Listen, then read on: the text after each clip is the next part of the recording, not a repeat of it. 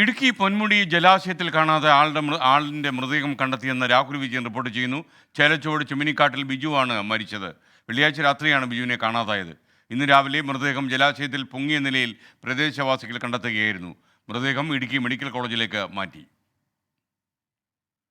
കോതമംഗലം കുട്ടമ്പുഴ ഉരുളംതണ്ണിയിൽ കൃഷിയിടത്തിൽ കാട്ടാനയെത്തി. ഇന്നലെ രാത്രിയിലാണ് ആന കൃഷിയിടത്തിൽ ഇറങ്ങിയത്. ആനയെ കാട് കയറ്റാൻ വനംവകുപ്പ് ശ്രമം തുടങ്ങിയെന്ന് അജീഷ് ജയകുമാർ കൊച്ചിയിൽ നിന്ന് റിപ്പോർട്ട് ചെയ്യുന്നു. അജീഷ്, പറയൂ വിവരങ്ങൾ. ഇന്നലെ രാത്രിയാണ് കോതമംഗലം കുട്ടമ്പുഴ പഞ്ചായത്തിലെ 14-ാം വാർഡായ ഉരുളംതണ്ണിയിൽ കൃഷിയിടത്തിൽ കാട്ടാനക്കൂട്ടം ഇറങ്ങിയത്. രാത്രി ഈ കാട്ടാനക്കൂട്ടം ഇറങ്ങി പുലർച്ചയോടെ തിരികെ പോകുന്നതാണ് പതിവ്.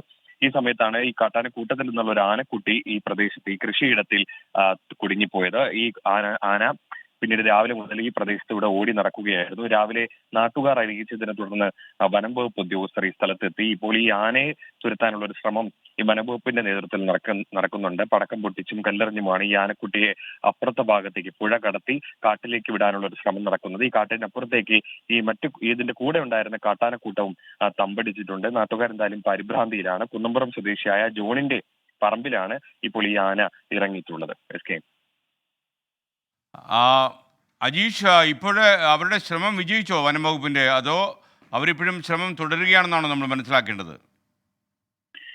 ഏതാണ്ട് വിജയിച്ചു എന്നാണ് നമ്മൾ അവസാനം വിളിച്ച് ഇവിടുത്തെ നാട്ടുകാരെ വിളിച്ച് അറിയിച്ചപ്പോൾ ഈ ആനക്കുട്ടി ഏതാണ്ട് പുഴ കടക്കാനുള്ള ശ്രമത്തിലാണ്. ഈ പുഴയുടെ അടുത്ത് വരെ എത്തി. എന്തായാലും ഈ ഏകദേശം ഒരു 200-300 മീറ്ററാണ് ഈ പുഴയിൽ നിന്ന് ഈ കൃഷിയിടത്തിലേക്കുള്ളത്. ഈ ആനക്കുട്ടി തിരിച്ച് കാട്ടിലേക്ക് കയറാനുള്ള ഒരു ശ്രമത്തിലാണ്. പടക്കം പൊട്ടിച്ചും കല്ലെറിഞ്ഞുമാണ് ഇപ്പോൾ വനം വകുപ്പ് നാട്ടുകാരും ഈ ശ്രമം നടത്തുന്നത്. എന്തായാലും അരമണിക്കൂറിനുള്ളിൽ തന്നെ ഈ ശ്രമം വിജയിക്കുമെന്നാണ് നമുക്ക് മനസ്സിലാക്കാൻ സാധിക്കുന്നത്. Okay, thank you Ajeesh. 24 അഞ്ചിന്റെ വജ്രത്തിളക്കം.